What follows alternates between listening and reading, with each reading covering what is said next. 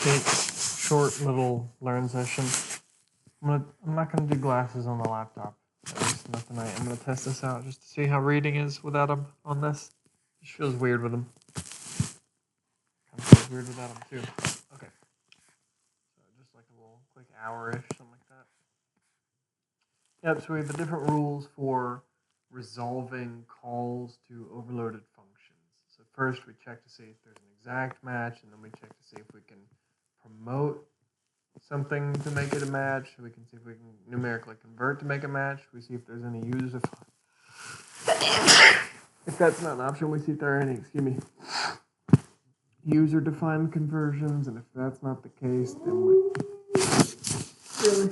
Now you need to come in. Are you kidding? All right, hold on.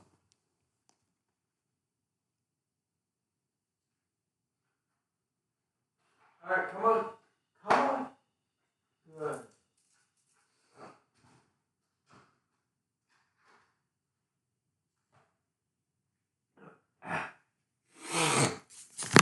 Okay, we check user-defined conversions, and then the final step's a compiler error. But what is the step before?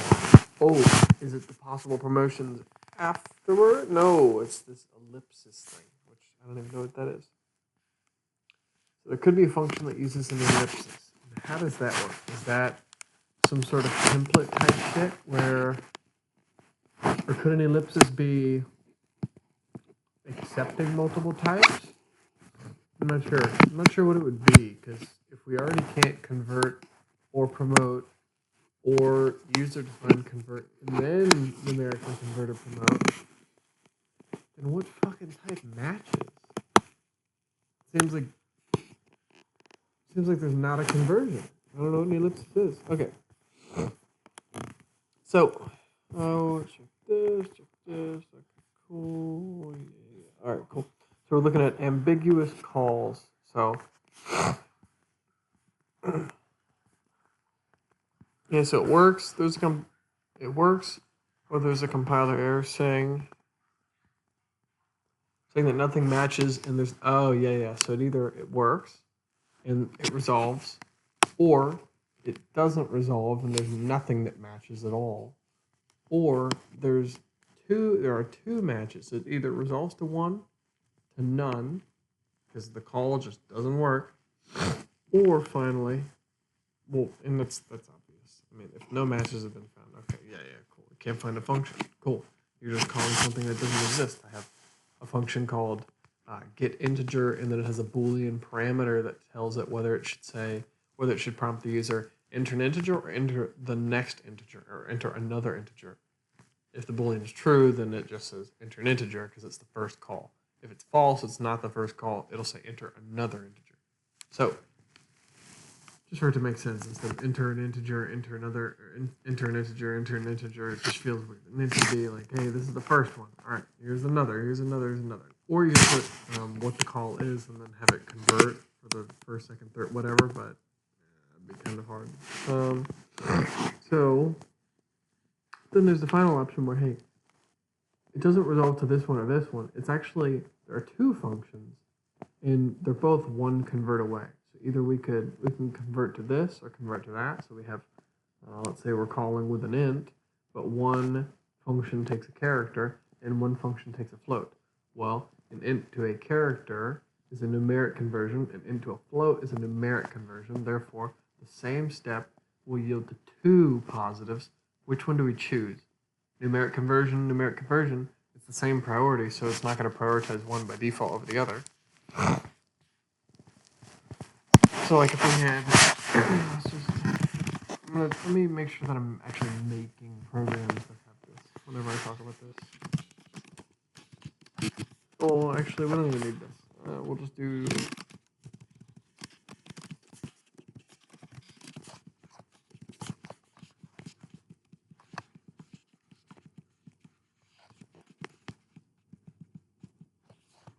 Okay.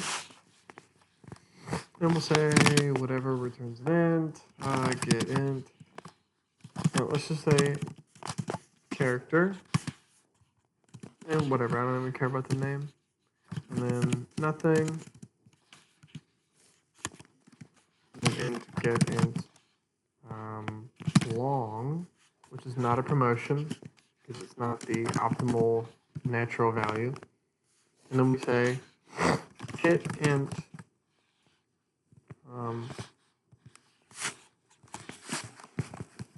say 4. It seems like, yes, so more than one instance of this overloaded function matches the argument list. And that's because this is 4. It's saying, hey, a function that matches is one that we can call. Why can we call the character? Because we numerically convert down from 4 to character. Why can we call getInt? Well, we can numerically convert 4 up to, or this 4 int up to a long. Well, convert, same shit. They both match. Which one are we going to do? Don't know. That's why it's ambiguous.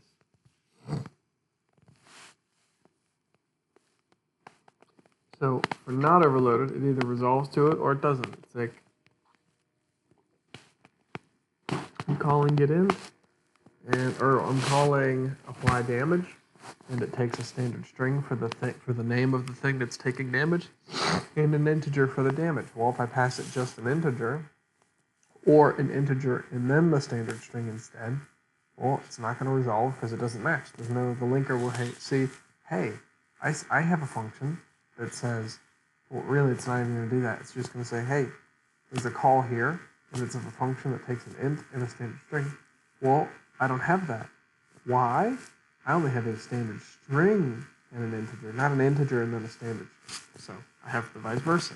Int string, not string int, which is what's being called. Or int string is what's being called, not string int, which is what we have. So it either works, and we did find it, there was a match, or there wasn't. Now there's an ambiguous one too. So we could say, hey, foo, we can call it. If we say goo, well, there's a function that matches this. One, there's no for declaration to it, so main will say, hey, there's an issue here. But then the linker afterwards, even if you did have goo here, but it was just a for declaration, then it would say, hey, there's a linker error here. I see a declaration, I don't see a definition though. Then there's an ambiguous match. The ambiguous match is when they find two that are made to match in the same step. Yep.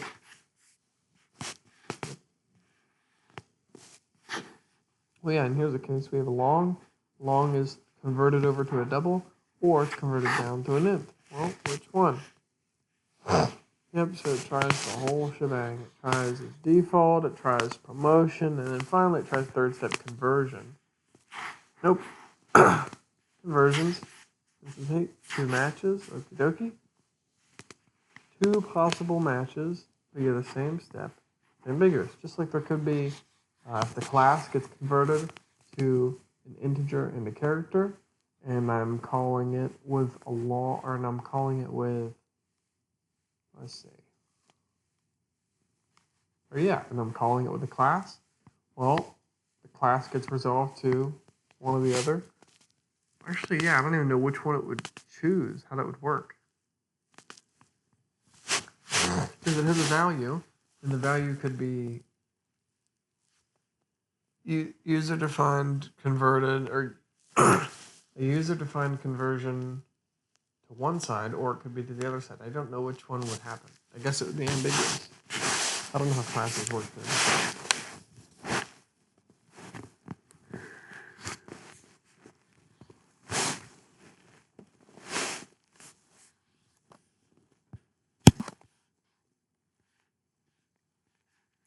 Ambiguous call to overloaded function could be this, or it could be this. I'm trying to do this. Oh, I like that. Ambiguous call to that. I wish this was so dang descriptive. Is it? Oh, this is kind of it here. It's basically saying, hey, here's this one, but then there's this one. Here are the types. That's pretty good. Okay, it breaks it down enough. I think that's sufficient. Multiple matches in a step, it's ambiguous. It means no match is considered better for a step. Okay. In this case, we have foo 0. Well, 0 is an int, and it's being numerically converted to an unsigned int. Because by default, it's not a literal. It's not 0u, if you can even do that. But 0 would also have to be converted to be a float. Yes. But then we have 3.14159, and that is a float, or well, it's a double. And it's either numerically converted down to a float or numerically converted to an unsigned int. Okay, same shit.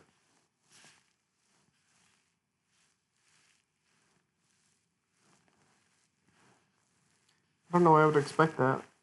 It's not promotion, so it's standard conversion, just like same thing there. 0 is just as likely to be converted to a float as it is to an unsigned int, as it is to a character, as it is to a short, as it is to a long double, as it is to a long.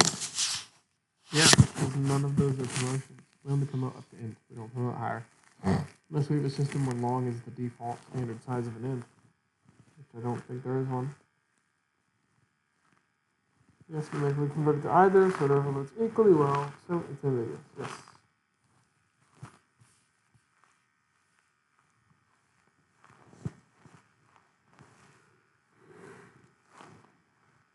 Same for a double, either down to a float or over to an unsigned int. Yep, conversion. Yeah, and there's no, I guess you wouldn't have it for promotion for resolving a match. Sure, you resolve the call to see if you can promote, but I don't think you're going to be able to promote it into, well, I guess you could, huh? You could, yes, you could, because you could have, well, no, because then it's the same type. No, I guess not. Because the signatures need to differ. If we just had a function that took an int, and we called it, yeah, that wouldn't work. Never mind. Okay, that wouldn't work at all. No. I was thinking for some reason if I had two different calls, and then I had one function definition, that they would both be resolving to the same thing, but I can't call a function with two, I can't do two calls in once. I can't do like call with a bool, call with a character. I was thinking, oh hey, bool, by the way, and character, both get numerically promoted to an integer. So multiple things can go to an int. However, we can't have two functions that are ints, and therefore something would be promoted to do different things. You can only get promoted to one thing, an int. So only one of the functions can have the int parameter. If we're talking about something that takes only an int parameter. Oh god, I shouldn't itch my eye. I'll stop now. It's going to make it itch even more. The dog hair.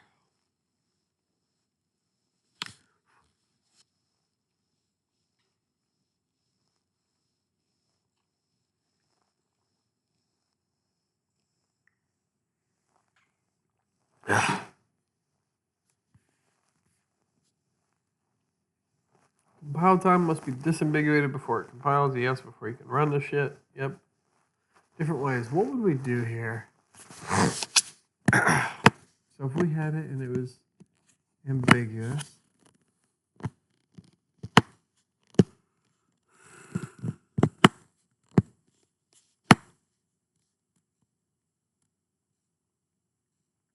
I mean, you could have unique names, but the goal here is to use overload and have it so that it resolves differently. We know that if the point is that the functions aren't resolving properly, we know that the overload is happening though. There are two functions with differing signatures, so a combination of the parameters, so their type and their count, and their order, and the identifiers. If we had two unique ones, different overloaded functions, well, they're two unique pieces of an overloaded function, and I had something resolving to both.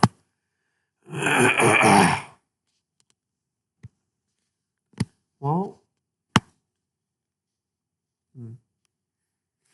maybe there's a trade-off. Like you have to promote it. Like let's say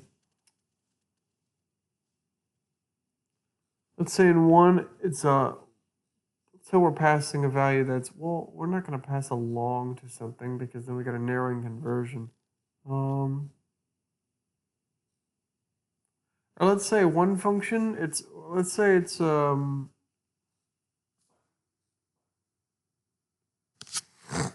the damage. Let's say it's applied damage. Let's say for some reason having a function that applies damage and makes an int version and a long version at once and then decides which to use. Let's say that that's expensive compared to instead just having two functions. One of them uses an or let's say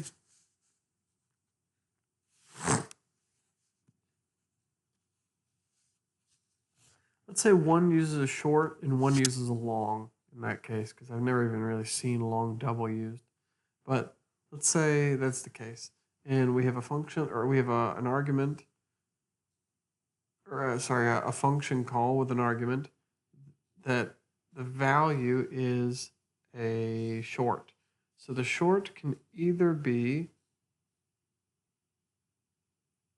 converted to, what did we say the initial types were? Said long, and I said, fuck it, let's say it's long and short, and we pass it a character. Well, the character value will be either converted up to a short, which isn't the standard size of an int, so it's not a promotion. That would be of higher precedence, number 2 precedence. And it could also be converted numerically to a long, which is also not the standard size. Therefore, it is the same priority, so it's step 3. It's numeric conversion, not promotion, nor an exact match, nor a user-defined type, nor an ellipsis.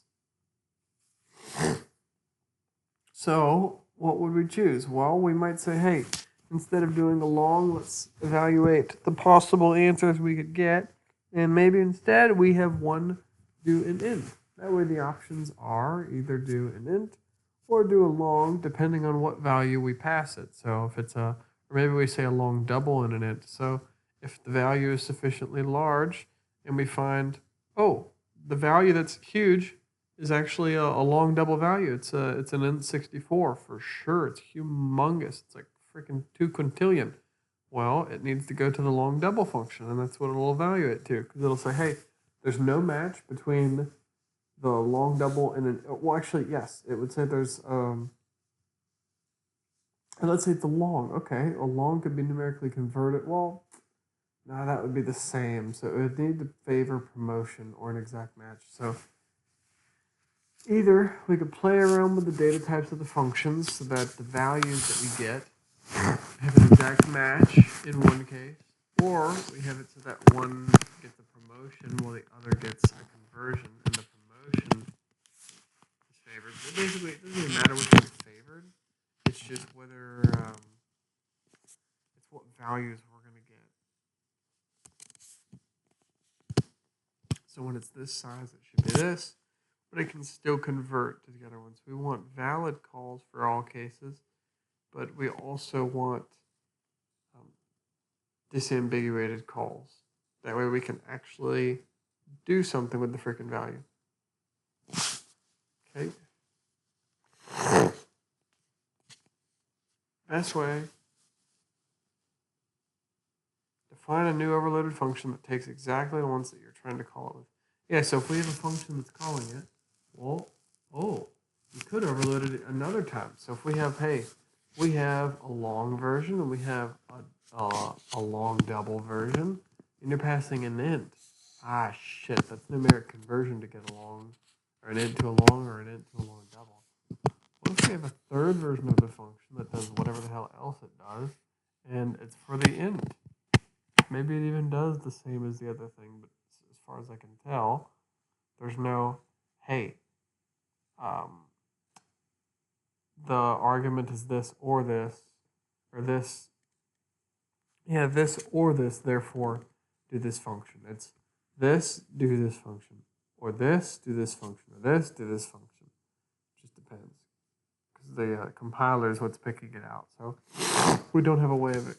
The only way we have of specifying which function should actually get called, which overloaded variant, is the type. So we just make another freaking function and we map the type up. So, oh, we had a character version, a short version, now we have a long version. So instead of being converted down to a character or down to a short, we can directly match with long, because long is an answer, but int is not.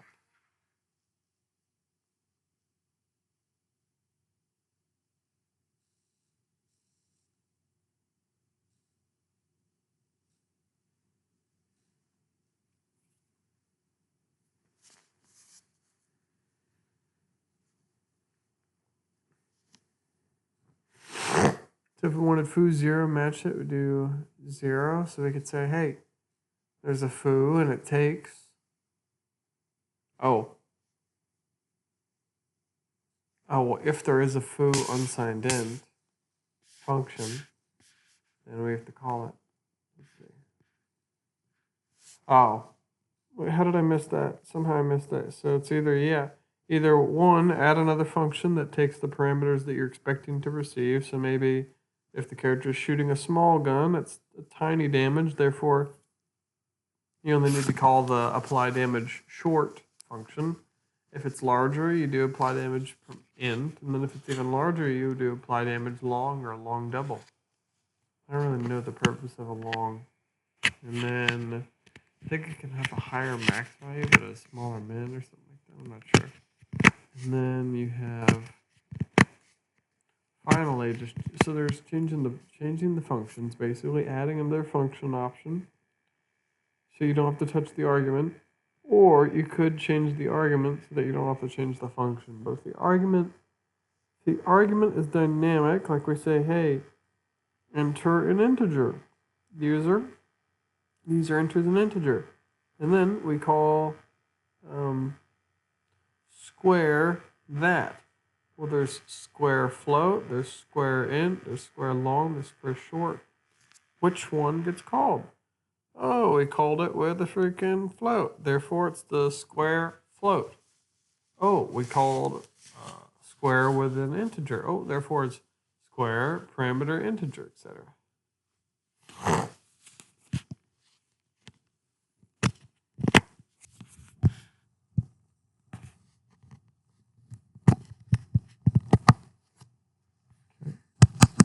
Oh, I'm just tired. I think I'm going to freaking brush my teeth and go to bed real quick.